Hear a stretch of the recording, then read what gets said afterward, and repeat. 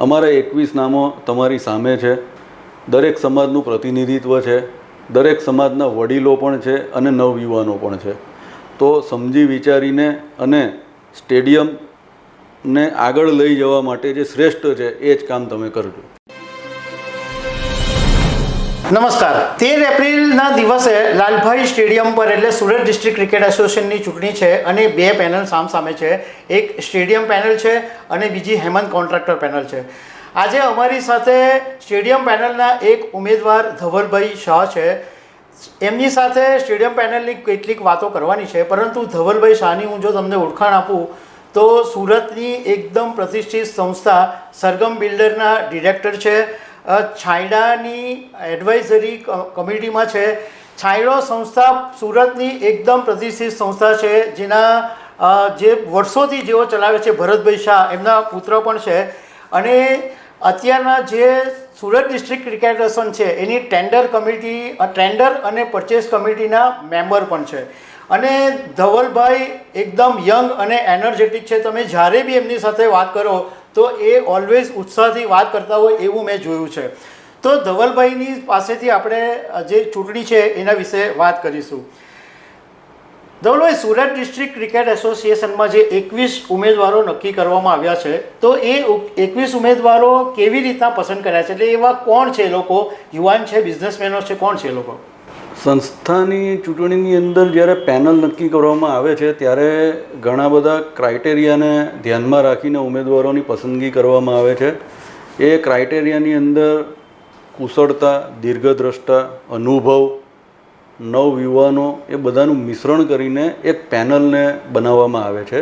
અને તમે અમારી 21 જણની જો પેનલ જુઓ, સ્ટેડિયમ પેનલને તમે જુઓ રાજેશભાઈ, તો એની અંદર તમને અનુભવ દેખાશે, દીર્ઘદ્રષ્ટિ દેખાશે, નવયુવાનો દેખાશે. અને આ બધાનું મિશ્રણ કરીને અમે આ સ્ટેડિયમ પેનલ બનાવી છે. ધવલભાઈ, આપણે સુરત ડિસ્ટ્રિક્ટ ક્રિકેટ એસોસિએશનને આમ તો શહેરના બધા લોકો જાણે જ છે, પરંતુ પ્રતિષ્ઠિત સંસ્થા કેમ એને કહેવામાં આવે છે? એની પાછળનું શું કારણ છે કે આટલી બધી પ્રતિષ્ઠા સુરત ડિસ્ટ્રિક્ટ ક્રિકેટ એસોસિએશને મેળવી છે? સુરત ડિસ્ટ્રિક્ટ ક્રિકેટ એસોસિએશન અને લાલભાઈ કોન્ટ્રાક્ટર સ્ટેડિયમ એ છેલ્લા 30-35 વર્ષથી અસ્તિત્વમાં છે. અને સાઉથ ગુજરાતનું અને ગુજરાતનું એ ક્રિકેટિંગ હબ છે. તમે છેલ્લા 30-35 વર્ષમાં જુઓ તો સુરતે ગુજરાતને ઘણા બધા ક્રિકેટરો આપ્યા છે. એટલે દરેક નવયુવાનોની એક આશા છે કે અમે મહેનત કરીએ, લાલભાઈ કોન્ટ્રાક્ટર સ્ટેડિયમના ગ્રાઉન્ડ પર જે કેમ્પો થાય છે એમાં મહેનત કરીએ અને સુરતની સાથે સાથે ગુજરાતનું અને ભારતનું નામ રોશન કરીએ. એને કારણે ઘણા બધા જાણીતા લોકો આ સંસ્થા સાથે જોડાતા ગયા અને આ સંસ્થા ધીરે ધીરે એક બહુ મોટું વટવૃક્ષ બની ગયું. તમે જુઓ તો કનૈયાભાઈ કોન્ટ્રાક્ટર છેલ્લા 25-30 વર્ષથી આ સંસ્થાના પ્રમુખ પદે રહ્યા.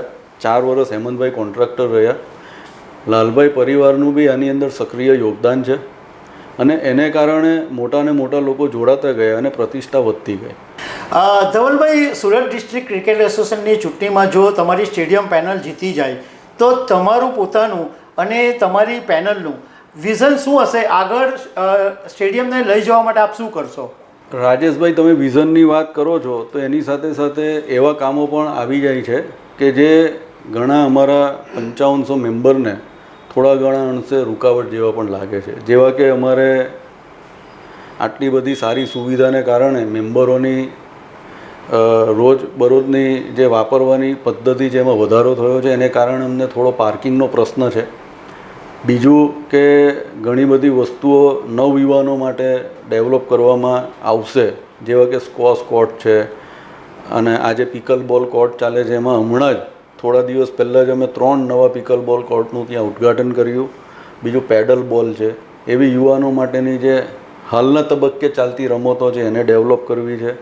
પ્લસ એક સરસ મજાનું બેન્ક્વેટ હોલ, સરસ મજાની રેસ્ટોરન્ટ એ અમારા ક્લબને આપવી છે.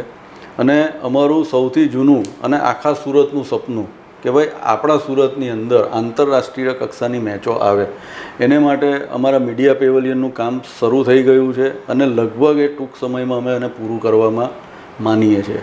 અને એવા પ્રયાસો પણ છે કે એક આંતરરાષ્ટ્રીય ટીમને સુરતનું હબ તરીકે અમે લાવી શકીએ એવા પણ અમારી ક્રિકેટ કમિટીના સભ્યો ખૂબ જ પ્રયત્નશીલ છે એ બાબતે. ઓકે ધવલભાઈ, છેલ્લે તમારા જેટલા એસડીસીએના મેમ્બર્સ છે એને તમે સ્ટેડિયમ પેનલના ઉમેદવાર તરીકે શું મેસેજ આપશો, એમને તમે શું કહેવા માંગો છો? હું ફક્ત મેમ્બરોને એટલી જ વિનંતી કરું છું કે સમજીને વિચારીને અને આપણા સ્ટેડિયમના હિતમાં તમને જે ઉત્તમ લાગતું હોય એને જ તમે વોટ કરજો. અમારા 21 નામો તમારી સામે છે. દરેક સમાજનું પ્રતિનિધિત્વ છે, દરેક સમાજના વડીલો પણ છે અને નવયુવાનો પણ છે. તો સમજી વિચારીને અને સ્ટેડિયમને આગળ લઈ જવા માટે જે શ્રેષ્ઠ છે એ જ કામ તમે કરજો. અને 13 એપ્રિલે જરૂરથી વોટ આપવા આવજો. 21 મત કમ્પલસરી છે અને ઉમેદવારના નામની બાજુમાં તમારે ખરાની નિશાની કરવાની છે. એટલે ચોક્કસ પધારજો, 21 મત આપજો અને ખરાની નિશાની કરજો. અને મારી વિનંતી છે કે બેટ બોલ સ્ટમ્પ એ અમારું નિશાન છે. Thank you stadium panel. ફરી એકવાર સ્ટેડિયમ પેનલ. આભાર.